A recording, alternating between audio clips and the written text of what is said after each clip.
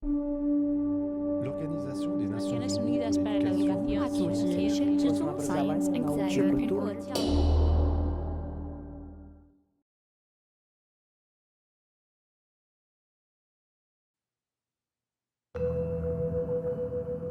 Les sites palafitiques ont subsisté pendant des millénaires sur les rivages ou dans les lacs.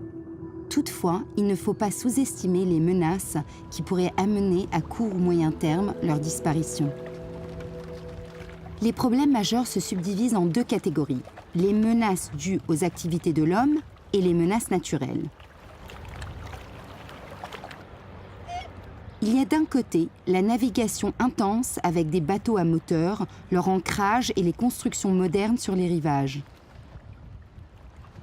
À tout cela s'ajoute l'ajustement artificiel des niveaux des eaux, qui favorise davantage l'érosion localisée. Les menaces naturelles concernent surtout les conditions météorologiques. Les tempêtes violentes, susceptibles d'arracher des arbres et des bouts de terrain, perturbent les bordures des lacs. Ou encore l'action d'animaux comme le cygne ou l'écrevisse, qui creusent directement dans les couches des villages préhistoriques pour chercher de la nourriture.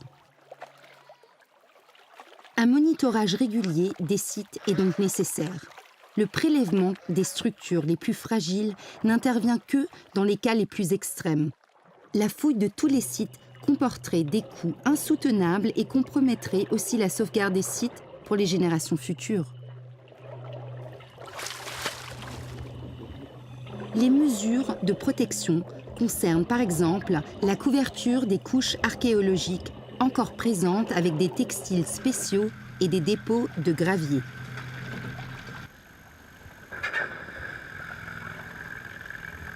Un autre exemple de protection est la mise en place de dispositifs brise-vagues pour diminuer l'érosion.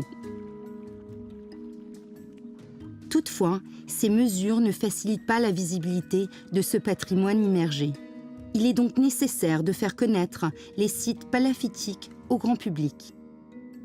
Les programmes de valorisation qui passent par une démarche de reconstitution et de présentation ont comme but d'assurer une transmission des connaissances adéquates, capables de relier l'objet au contexte, le site à son environnement et l'être humain à son histoire.